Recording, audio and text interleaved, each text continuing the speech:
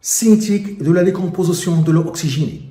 On réalise la dismutation catalytique du peroxyde d'hydrogène, H2O2, dans un ballon maintenu à température constante. 2H2O2 donne O2 plus 2H2O. À l'instant, pris pour origine, on verse dans le ballon, contenant déjà le catalyseur, la quantité d'eau oxygénée nécessaire pour que la solution ait le volume de 1 litre et une concentration de C égale 1 mol par litre. On donne la courbe représentant les variations de la concentration en H2O2 en fonction du temps. 1. Détermine le volume de dioxygène dégagé à l'instant de date T égale 2 heures dans les conditions de l'expérience. Le volume molaire Vm égale 24 litres par mol. 2. Montrer que la vitesse de réaction s'écrit V de T égale moins 1,5 fois la dérivée de la concentration de l'eau oxygénée H2O2. 3. Calculer la vitesse de réaction aux dates T égale à 0 et T égale 8 heures et déterminer le temps de demi-réaction T1,5. 1. Le volume de dioxygène O2 à la date T égale 2 heures. Le volume de O2 à T égale 2 heures. On a l'équation de la réaction donnée, l'eau oxygénée H2O2 se décompose en O2 plus H2O. On a ici 2 atomes d'oxygène et C3, donc je vais écrire ici 2. On a maintenant 4 atomes d'oxygène et 4 atomes d'hydrogène, donc je dois écrire ici 2. À l'état initial, à T égale à 0, on a une quantité N0 de l'eau oxygénée. Ici 0, l'eau en excès. On a une solution aqueuse. L'eau en excès.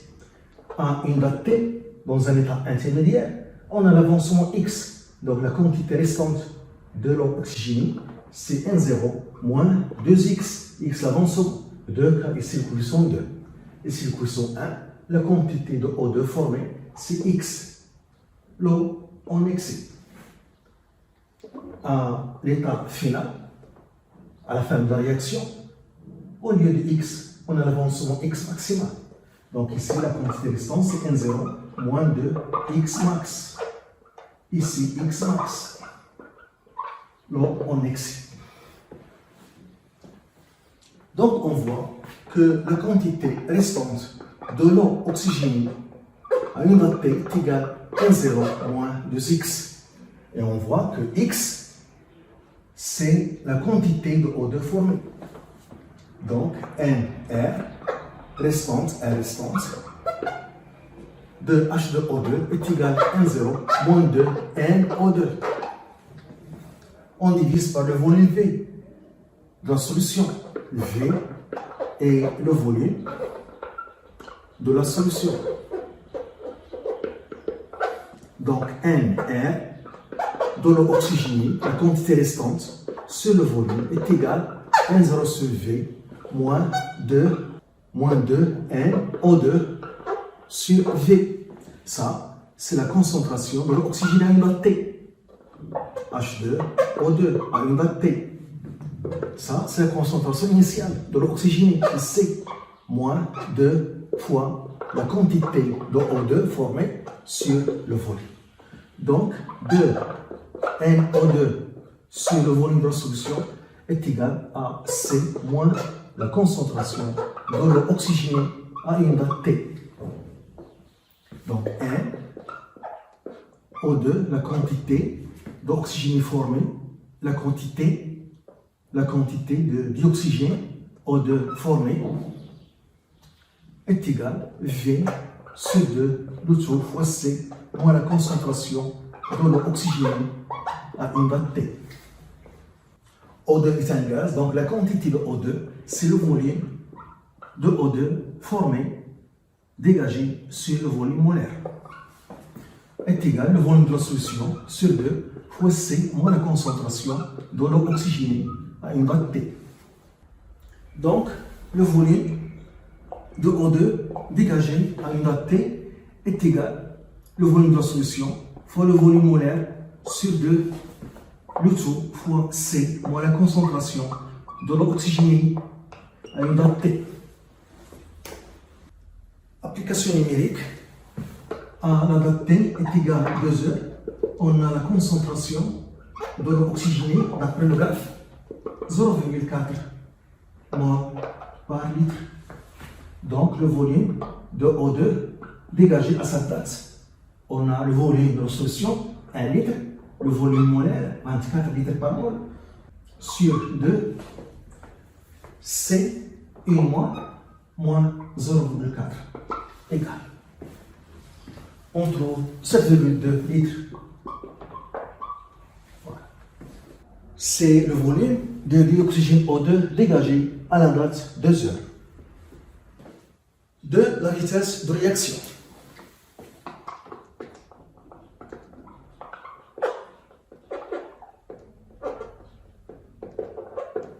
Par définition, la vitesse de réaction dans T est égale à 1 sur le volume de la solution de mélange fois la dérivée de l'avancement par rapport au temps.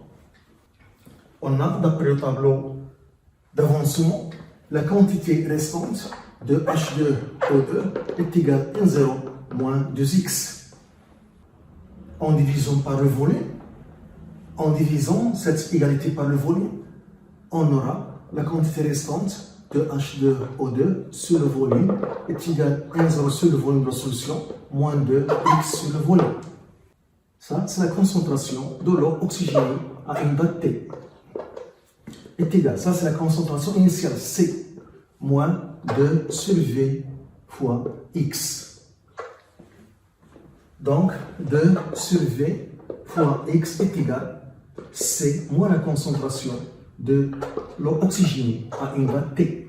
Donc X à une date T est égal le volume de la solution sur 2, le tout fois C moins concentration de l'eau oxygénée à une date T.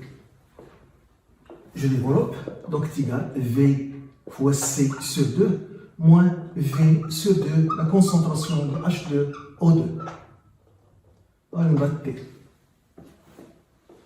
Et je dérive cette équation, donc dx sur dt est égal, ce rapport est constant, V1 litre, c'est 1 mol par litre sur 2, donc ici on a une valeur constante, donc ça est égal à 0.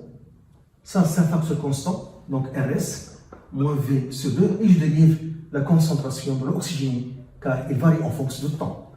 La dérivée de H2O2 par rapport au temps. Et par suite, je remplace ici la dérivée par son expression. Et par suite, la vitesse de réaction est égale à 1 sur V fois la dérivée de l'avancement x qui est égal moins V sur 2, la dérivée concentration de l'eau oxygénée par rapport au temps.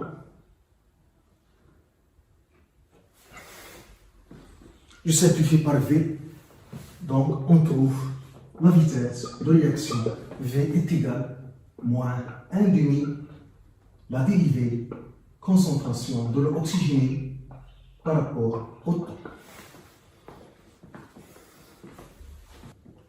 3. Vitesse de réaction aux dates t égale à 0 et t égale à 8 heures. Vitesse de réaction à t égale à 0 et à t égale 8 heures. Pour t égale 0, on a la relation, la vitesse de réaction s'écrit V de t égale moins 1,5 dérivée concentration de l'eau oxygénée par rapport au temps. À la date t égale à 0, V à la date t égale à 0 est égal à moins 1,5 dérivée concentration de l'eau oxygénée par rapport au temps à t égale à 0. On calcule d'abord cette dérivée. Dérivée eau oxygénée H2O2 par rapport au temps à t égale à 0. Toujours, la valeur de la dérivée est égale au coefficient directeur de la tangence à la courbe à t égale à 0. La courbe qui représente les variations de la concentration de l'oxygène en fonction du temps.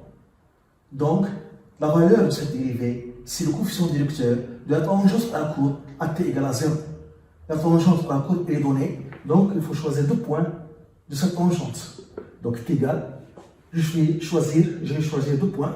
Le premier point a pour ordonnée 1 et le deuxième point a pour ordonnée 0. L'abscisse qui correspond à l'ordonnée 1, c'est 0. Et l'abscisse qui correspond à l'ordonnée 0, c'est 2. Donc, on trouve moins 0,5 mol par litre par heure. Mol par litre par heure. Et par suite, la vitesse de réaction à t égale 0 est égale moins 1 demi moins 0,5. Donc on trouve 0,25 mol par litre par heure. Pour la date 8 heures, pour t égale 8 heures,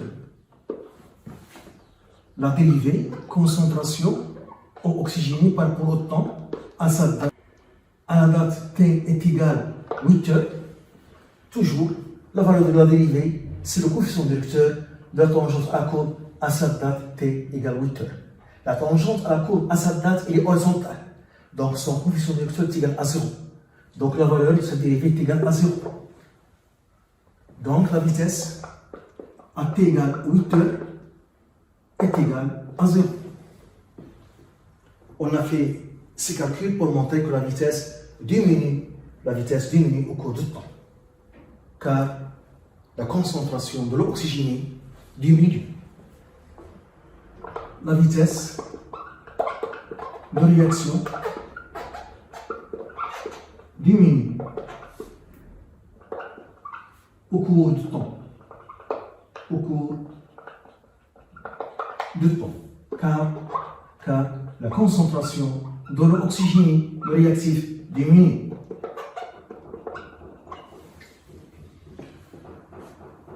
La concentration de réactif est un facteur cinétique. La concentration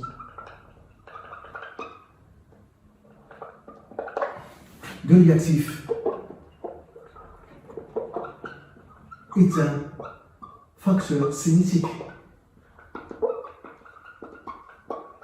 Plus la concentration de réactif est grande, plus la vitesse est grande. Le temps de demi-réaction est induit.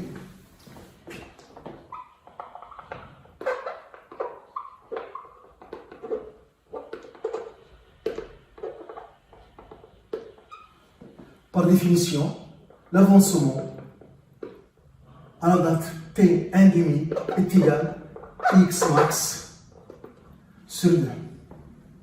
On cherche x max. On a ici un surréactif H2O2 qui est limitant. Donc, dans l'état final, l'eau oxygénée sera totalement consommée. Donc, on a donc H2O2 est limitant. Donc, 1,0 moins 2 x max est égal à 0.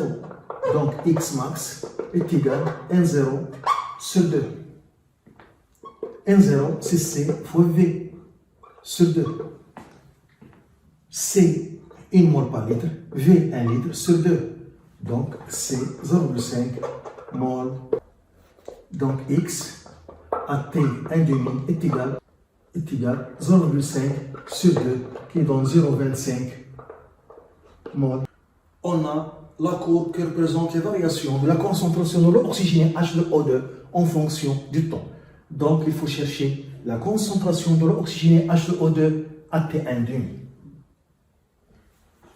On a d'après le tableau d'avancement la quantité restante de l'eau oxygénée est égale à 1,0 moins 2x. En divisant par le volume, on passe à la concentration. Donc N1 H2O2 sur le volume est égal à 1,0 sur le volume moins 2x sur le volume. Ça, c'est la concentration de l'eau oxygénée H2O2 à une date T, qui est égale à ça. C'est C, la concentration C, initiale C, moins de X aminorte T sur le volume V. Et je vais avoir la concentration de H2O2 à T1,5 lorsque l'avancement est égal à X à T1,5 qui est égal à 0,25 mol par litre. Donc, la concentration de l'oxygène à T1,5 est égale à C moins 2 sur V X à T1,5. Application numérique 1 moins 2 sur 1, le volume de la solution, 1 litre fois 0,25. Donc, on trouve la valeur 0,5 mol par litre. Donc, on place cette valeur 0,5 mol par litre sur l'axe des ordonnées et par projection, on lit T1,5 sur l'axe des abscisses. On place cette valeur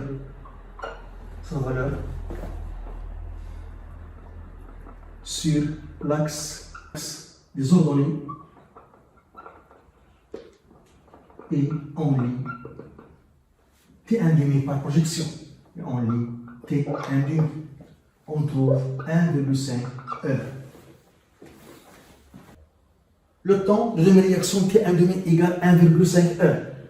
T1,5 égale 1,5 heures, ça signifie 1,5 heures, c'est la durée au bout de laquelle la moitié de l'eau oxygénée H2O2 est consommée, car la réaction est totale.